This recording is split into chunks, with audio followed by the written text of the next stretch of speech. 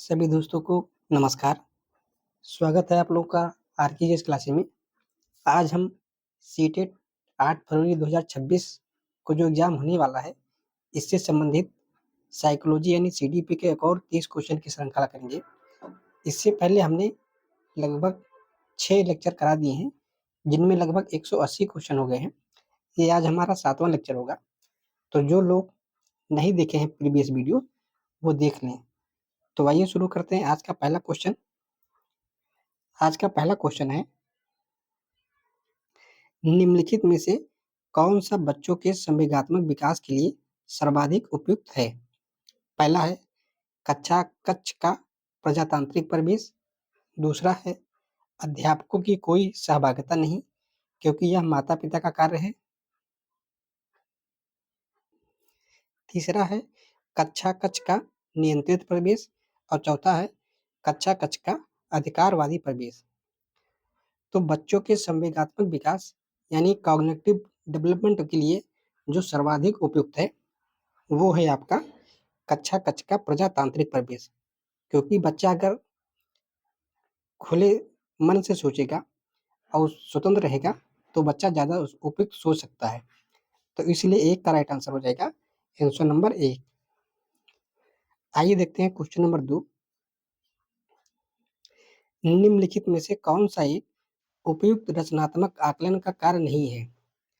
पहला है खुले अंतर वाले प्रश्न, दूसरा है परियोजना, तीसरा है अवलोकन और चौथा है विद्यार्थियों का योग्यता क्रम निर्धारित करना। तो उपयुक्त का जो सही आंसर होगा वो हो जाएगा आपका 4, यानी विद्यार्थियों का योग्यता क्रम निर्धारित करना जो है रचनात्मक कार्य का आकलन नहीं है।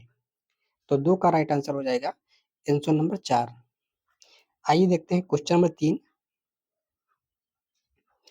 एक प्रभावशाली अध्यापिका होने के लिए महत्वपूर्ण है, यानी एक जो प्रभावशाली अध्यापक है उसके लिए क्या महत्वपूर्ण है? पहला है पुस्तक से उत्तरों को लिखाने पर बल देना, दूसरा है समूह गतिविधि के बजाय वैयक्तिक अधिगम पर ध्यान देना, तीसरा है विद्यार्थियों के द्वारा प्रश्न पूछने के कारण उत्पन्न व्यवधान की अनदेखी करना, चौथा है प्रत्येक बच्चे से संपर्क में रहना।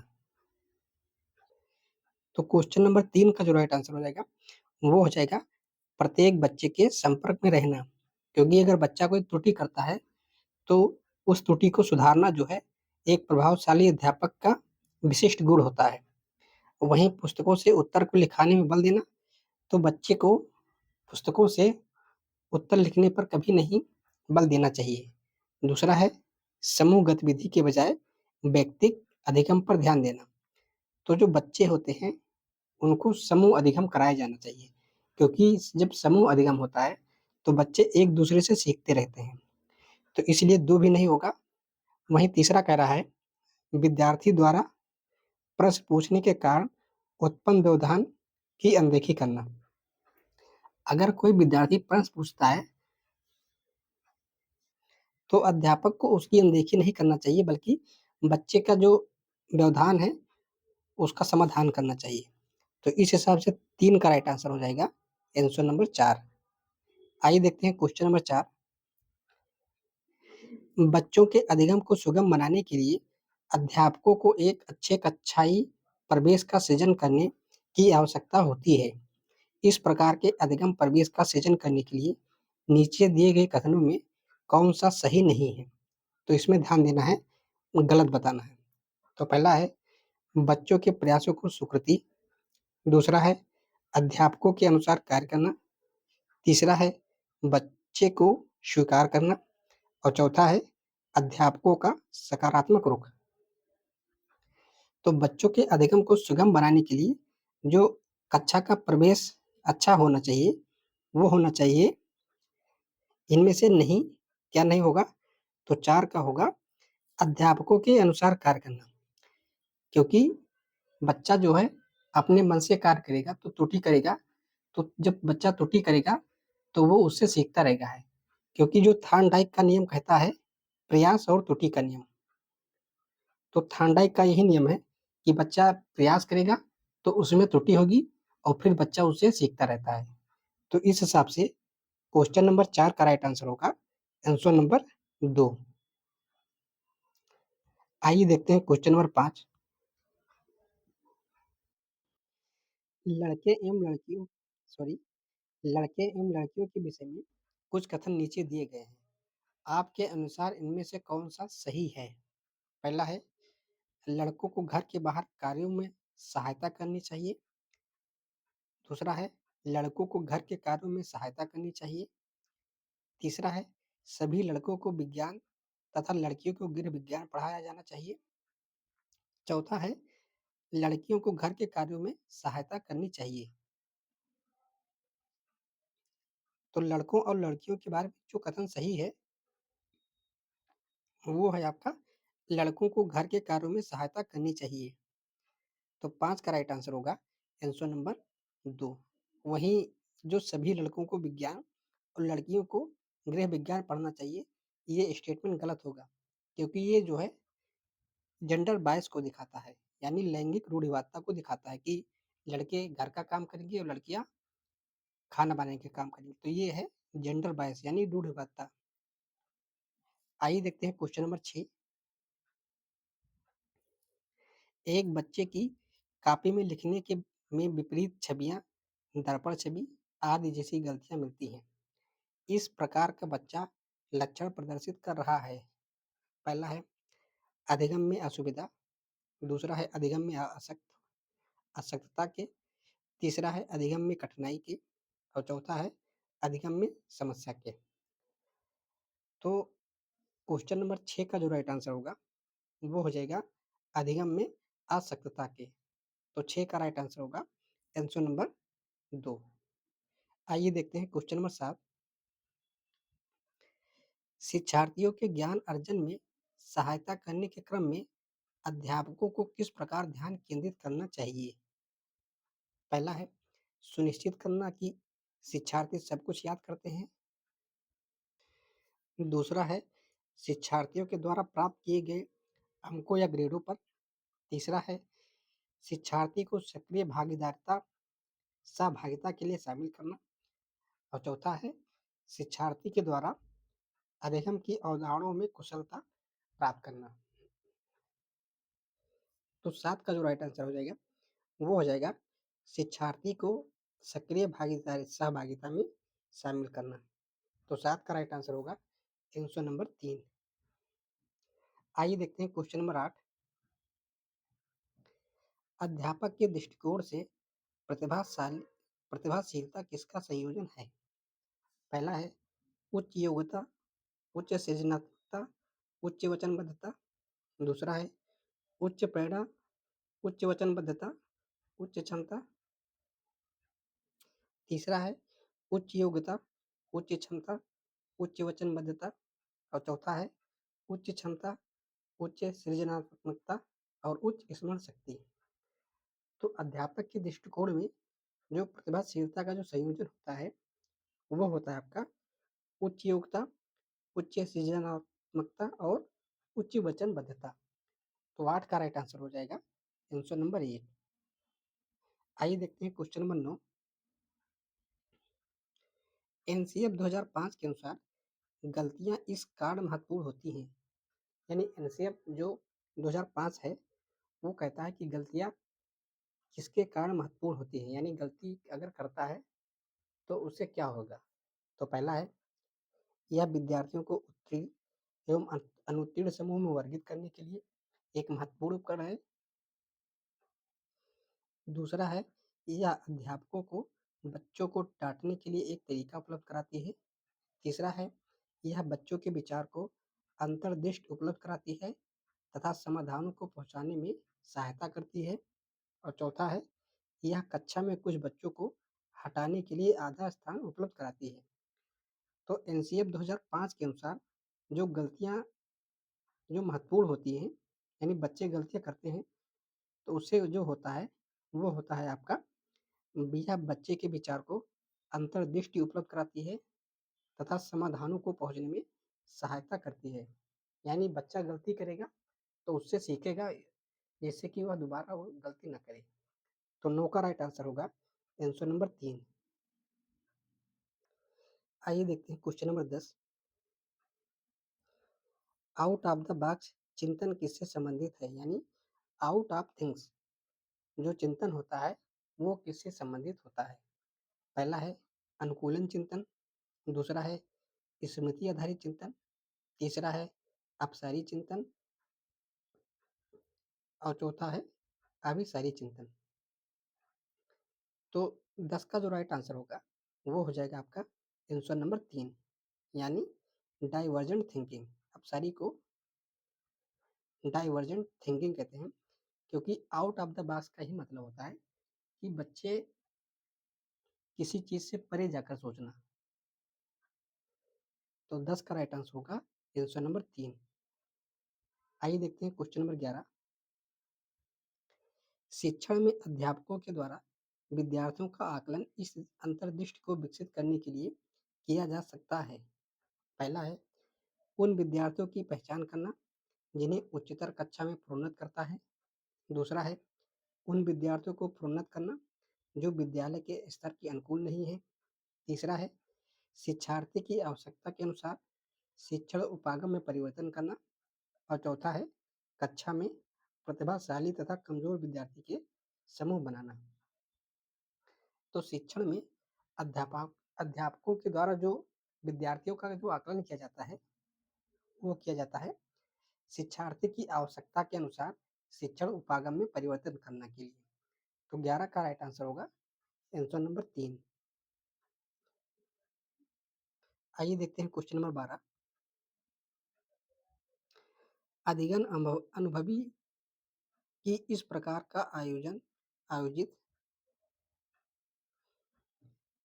अधिगम अनुभवों को इस प्रकार से आयोजित किया जाना चाहिए जिससे अधिगम को सार्थक बनाया जा सके। नीचे दिए गए अधिगम अनुभवों में से कौन सा बच्चों के लिए सार्थक अधिगम को सुगम नहीं बनाता है? पहला है विषय वस्तु को केवल याद करने के आधार पर पुनरावृत्ति। दूसरा है विषय वस्तु पर प्रश्न बनाना। तीसरा है प्रकरण पर परिचर्चा और वाद विवाद। चौथा है प्रकरण पर प्रस्तुतिकरण। तो क्वेश्चन नंबर 12 का जो राइट आंसर हो जाएगा वो हो जाएगा आपका विषय वस्तु को केवल याद करने के आधार पर पुनरावृत्ति। तो 12 का राइट आंसर होगा आंसर नंबर 1। इसमें पूछा है कि बच्चों के सार्थम अधिगम को सुगम नहीं बनाता है। तो ये मत सोचिएगा कि ये केवल है तो ये सही है। इसमें पूछा गया है सार्थक अधिगम को सुगम नहीं बनाता है। तो इस हिसाब से एक होगा क्योंकि याद करना जो है कोई सार्थक अधिगम का विकल्प नहीं होता है। तो इस हिसाब से 12 का राइट आंसर होगा आंसर नंबर 1। आइए देखते हैं क्वेश्चन नंबर 13। बच्चों को शाब्दिक और गैर शाब्दिक दंड देने का परिणाम होता है। पहला है उन्हें कार्य करने के लिए प्रेरित करना। दूसरा है बच्चे की छवि की सुरक्षा करना। तीसरा है उनके अंकों में सुधार करना और चौथा है उनकी स्वयं की प्रति अवधारणा को नष्ट करना। तो बच्चों को शाब्दिक और गैर शाब्दिक दंड देने का जो परिणाम होता है वो होता है उनकी स्वयं के प्रति अवधारणा को नष्ट करना। यानी आप दंड देंगे तो बच्चा जो है डर जाएगा। तो उससे उसके मन में जो नए-नए विचार हैं, जो अवधारणा है वो नहीं पनप सकती हैं। तो 13 का राइट आंसर होगा आंसर नंबर 4। आइए देखते हैं क्वेश्चन नंबर 14। निम्नलिखित में से कौन प्रारंभिक बाल्यावस्था अवधि के दौरान उन भूमिकाओं एवं व्यवहारों के बारे में जानकारी प्रदान करते हैं जो एक समूह में स्वीकार्य हैं? पहला है भाई-बहन अध्यापक, दूसरा है अध्यापक एवं साथी, तीसरा है साथी एवं माता-पिता, चौथा है माता-पिता, भाई-बहन। तो क्वेश्चन नंबर 14 का जो राइट आंसर होगा वो हो जाएगा माता-पिता और भाई-बहन। आंसर नंबर 4 क्योंकि जो परिवार होता है वो परिवार जो है बच्चे का प्राथमिक स्कूल होता है। तो इस हिसाब से 14 का राइट आंसर होगा आंसर नंबर 4। आइए देखते हैं क्वेश्चन नंबर 15। विद्यार्थियों को स्वच्छता के लिए प्रेरित करने हेतु उन्हें स्वच्छता समिति का सदस्य बनाना प्रतिबिंबित करता है। पहला है प्रेरणा की सामाजिक सांस्कृतिक संकल्पनाएँ, दूसरा है प्रेरणा का व्यवहारवादी उपागम, तीसरा है प्रेरणा का मानवतावादी उपागम और चौथा है प्रेरणा का संज्ञानात्मक उपागम। तो विद्यार्थियों को स्वच्छता के लिए प्रेरित करने के लिए अगर उन्हें स्वच्छता समिति का सदस्य बनाया जाता है, तो ये दर्शाता है कि प्रेरणा की सामाजिक सांस्कृतिक संकल्पनाएँ। तो 15 का राइट आंसर होगा आंसर नंबर 1। आइए देखते हैं क्वेश्चन नंबर 16। निम्नलिखित में से कौन सा आयु समूह परवर्ती बाल्यावस्था श्रेणी के अंतर्गत आता है? पहला है 11 से 18 वर्ष, दूसरा है 18 से 24 वर्ष, तीसरा है जन्म से 6 वर्ष और चौथा है 6 से 11 वर्ष। तो जो परवर्ती बाल्यावस्था की श्रेणी में जो आता है, वो आता है आपका 6 से 11 वर्ष, यानी 16 का राइट आंसर होगा आंसर नंबर 4। आइए देखते हैं क्वेश्चन नंबर 17।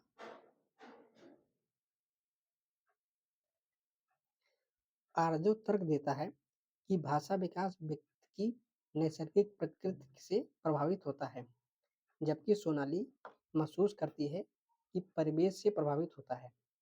आर्जो और सोनाली के बीच यह चर्चा किस विषय में है? यानी आर्जो एक लड़का है, आर्जो कहता है कि भाषा विकास जो है वो प्राकृतिक यानी नैसर्गिक होता है, जबकि सोनाली कहती है कि जो भाषा विकास होता है वो परिवेश से प्रभावित होता है, यानी आस-पास के लोगों जो जैसा बोलेंगे उसी के अनुसार बच्चा सीखेगा। तो ये जो चर्चा है ये किस विषय में है? तो पहला है चुनौतीपूर्ण तथा संवेदनशील भावना, दूसरा है स्थिरता तथा अस्थिरता का बहस, तीसरा है सतत एवं असतत अधिगम और चौथा है प्रकृति बनाम पालन पोषण पर विवाद। तो आरजो और सोनाली का जो बहस है वो है आपका प्रकृति तथा पालन पोषण पर विवाद। तो 17 का राइट आंसर होगा आंसर नंबर 4। आइए देखते हैं क्वेश्चन नंबर 18। अध्यापिका ने ध्यान दिया कि पुष्पा अपने आप किसी एक समस्या का समाधान नहीं कर सकती है। यानी जो पुष्पा है वो अपनी जो समस्या है वो अपने आप स्वयं नहीं जो समाधान कर पाएगी। फिर भी वह एक वयस्क या साथी के मार्गदर्शन की उपस्थिति में ऐसा करती है। इस मार्गदर्शन को कहते हैं, यानी जो पुष्पा है वो किसी दूसरे की सहायता लेती है। तो जो सहायता लेती है इसे क्या कहते हैं?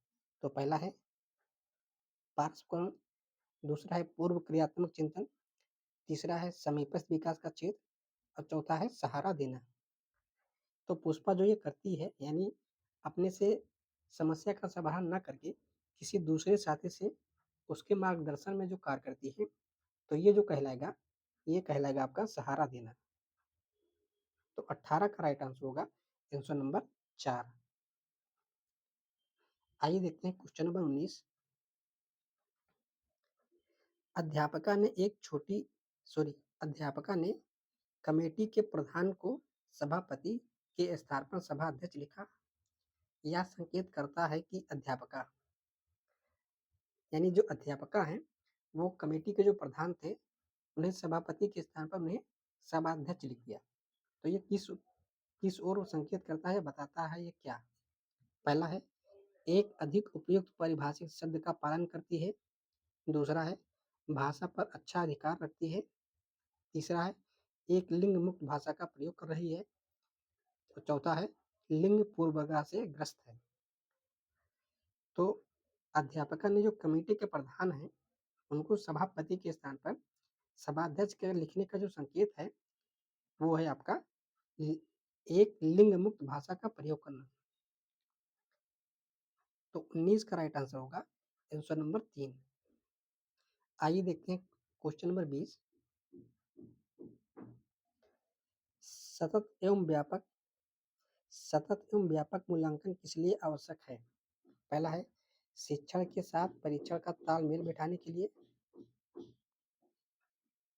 दूसरा है शिक्षा बोर्ड की जवाबदेही कम करने के लिए और तीसरा है जल्दी-जल्दी की जाने वाली गलतियों की तुलना में कम अंतराल पर की जाने वाली गलतियों को सुधारना और चौथा है यह समझने के लिए कि अधिगम का विकास अधिगम किस प्रकार अवलोकन किया जाता है, दर किया जाता है व सुधार किया जाता है। तो सतत एवं व्यापक मूल्यांकन जो किया जाता है बेसिकली वो किया जाता है कि यह समझने के लिए कि अधिगम जो है किस प्रकार अवलोकन किया जाता है, दर किया जाता है व सुधार किया जाता है। तो 20 का राइट आंसर होगा आंसर नंबर 4। आइए देखते हैं क्वेश्चन नंबर 21। लॉरेंस कोहलरबर्ग के सिद्धांत में कौन सा नैतिकता की अनुपस्थिति को सही अर्थ में सूचित करता है?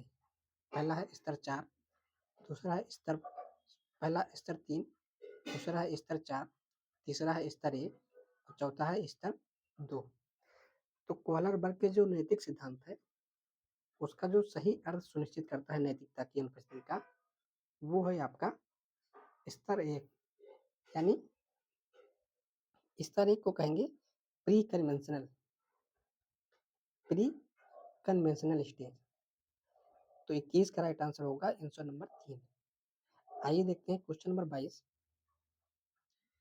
निम्नलिखित में से कौन सा बच्चों के समाजीकरण के प्रगतिशील मॉडल के संदर्भ में सही नहीं है? यहाँ बताना है कौन सा सही नहीं प्रगतिशील मॉडल में। तो पहला है समूह कार्य में सक्रिय सहभागिता तथा सामाजिक कौशलों को सीखना। दूसरा है बच्चे के विद्यालय में बताई गई बातों को स्वीकार करते हैं चाहे उनकी सामाजिक पृष्ठभूमि कुछ भी हो। तीसरा है कक्षा में प्रजातंत्र के लिए स्थान होना चाहिए। और चौथा है सामाजिकरण सामाजिक नियमों का अधिग्रहण है। तो सामाजिकरण का जो प्रगतिशील मॉडल है वो है बच्चे विद्यालय में बताई गई बातों को स्वीकार करते हैं चाहे उनकी सामाजिक पृष्ठभूमि कोई भी हो, यानी बच्चा चाहे अमीर घर का हो या गरीब घर का हो। तो 22 का राइट आंसर होगा आंसर नंबर 2। आइए देखते हैं क्वेश्चन नंबर 23। अधिगम में आकलन किस लिए आवश्यक है? यानी जब बच्चे को पढ़ाया जाता है तो जो आकलन किया जाता है एग्जाम्स में, तो वो किस लिए आवश्यक है? पहला है ग्रेड व अंकों के लिए, दूसरा है जांच परीक्षण के लिए, तीसरा है प्रेरणा के लिए और चौथा है पृथक्करण और श्रेणीकरण के उद्देश्य को प्रोत्साहन के लिए। तो अधिगम का जो आकलन करने का जो मेन उद्देश्य होता है वो होता है प्रेरणा के लिए, क्योंकि बच्चा अगर अच्छा प्रयास करेगा, सीखेगा, तो बच्चे को उससे क्या होगी मोटिवेशन मिलेगा, वो प्रेरणा मिलेगा। तो 23 का राइट आंसर होगा आंसर नंबर 3। आइए देखते हैं क्वेश्चन नंबर 24। प्रचलित योजनाओं में नई जानकारी जोड़ने को किस नाम से जाना जाता है? पहला है समायोजन, दो है साम्य धारणा, तीसरा है आत्मसात्करण और चौथा है संगठन। तो जैसे कोई चीज प्रचलित है उसमें अपनी अनुसार कोई नई जानकारी जोड़ना क्या कहलाता है? वो कहलाता है आत्मसात्करण। तो 24 का राइट आंसर होगा आंसर नंबर 3। आइए देखते हैं क्वेश्चन नंबर 25। हम सभी अपनी बुद्धि, प्रेरणा, अभिरुचि आदि के संदर्भ में भिन्न होते हैं। यह सिद्धांत संबंधित है पहला है व्यक्तिगत भिन्नता से, दूसरा है बुद्धि के सिद्धांतों से, तीसरा है वंशानुक्रम से और चौथा है पर्यावरण से। तो संसार में कोई भी बच्चा होगा या कोई भी मनुष्य होगा तो वो सभी जो है अपनी बुद्धि, प्रेरणा और अभिरुचि से सब भिन्न भिन्न होते हैं। तो जो ये सिद्धांत है ये आपका बताता है व्यक्तिगत भिन्नता से, यानी हर व्यक्ति एक दूसरे से भिन्न होता है। तो 25 का राइट आंसर हो जाएगा आंसर नंबर 1। आइए देखते हैं क्वेश्चन नंबर 26। वंचित समूहों के विद्यार्थियों को समान विद्यार्थियों के साथ साथ पढ़ाना चाहिए, इसका अभिप्राय है। पहला है समावेशी शिक्षा, दो है विशेष शिक्षा, तीसरा है एकीकृत शिक्षा और चौथा है अपवर्जक शिक्षा। तो वंचित विद्यार्थियों के साथ साथ जो समान विद्यार्थी हैं उनको अगर से एक साथ पढ़ाते हैं तो ये कहलाता है आपका समावेशी शिक्षा। यानी समावेशी शिक्षा का मतलब होता है कि बच्चों को एक साथ पढ़ाना। तो 26 का राइट आंसर होगा आंसर नंबर 1। आइए देखते हैं क्वेश्चन नंबर 27। कोई भी नाराज़ हो सकता है, यह आसान है, परंतु एक सही व्यक्ति के ऊपर सही समय पर, सही उद्देश्य के लिए तथा सही तरीके से नाराज़ होना आसान नहीं है। यह संबंधित है, पहला है संवेगात्मक विकास से, दूसरा है सामाजिक विकास से, तीसरा है संज्ञानात्मक विकास से और चौथा है शारीरिक विकास से। तो क्वेश्चन नंबर 27 का जो राइट आंसर होगा, वो हो जाएगा संवेगात्मक विकास। तो 27 का राइट आंसर होगा आंसर नंबर 1। आइए देखते हैं क्वेश्चन नंबर 28। विकृत लिखावट से संबंधित लिखने की योग्यता में कमी किसका एक लक्षण है? यानी कोई बच्चा लिखता है तो लिख नहीं पाता है, तो ये जो कमी है, ये किसका एक लक्षण है? तो पहला है डिस्ग्राफिया, दूसरा है डिस्लेक्सिया, तीसरा है डिसकैलकुलिया और चौथा है डिसलेक्सिया। तो अगर बच्चे की लिखावट सही नहीं है, तो ये जो दर्शाता है, ये दर्शाता है आपका डिस्ग्राफिया से। तो 28 का राइट आंसर होगा आंसर नंबर 1, यानी डिस्ग्राफिया होगा विकृति लिखावट। विकृति लिखावट, वहीं जो डिसकैलकुलिया होगा, ये होगा गणना करने से संबंधित, यही यानी गणित में गणना करने से संबंधित। वहीं डिसलेक्सिया जो होता है, ये पठन विकार से संबंधित होता है। यानी जिस भी बच्चे को अगर डिसलेक्सिया हो जाता है, तो वो बच्चा पढ़ने में असक्षम होता है। आइए देखते हैं क्वेश्चन नंबर 29। पियाजे के सिद्धांत के अनुसार निम्नलिखित में से कौन सा व्यक्ति के संज्ञानात्मक विकास को प्रभावित नहीं करता है? यानी जो पियाजे हैं, उन्होंने संज्ञानात्मक विकास के सिद्धांत बताए हैं, तो उसमें बताना है इनमें से कौन सा नहीं है। तो पहला है भाषा, दूसरा है सामाजिक अनुभव, तीसरा है परिपक्वन और चौथा है क्रियाकलाप। तो पियाजे के अनुसार जो संज्ञानात्मक विकास को जो नहीं प्रभावित करता है, वो है आपका सामाजिक अनुभव। तो 29 का राइट आंसर होगा आंसर नंबर 2। आइए देखते हैं क्वेश्चन नंबर 30। इनमें से कौन त्रितंत्रीय सिद्धांत में व्यवहारिक बुद्धि का अभिप्राय नहीं है?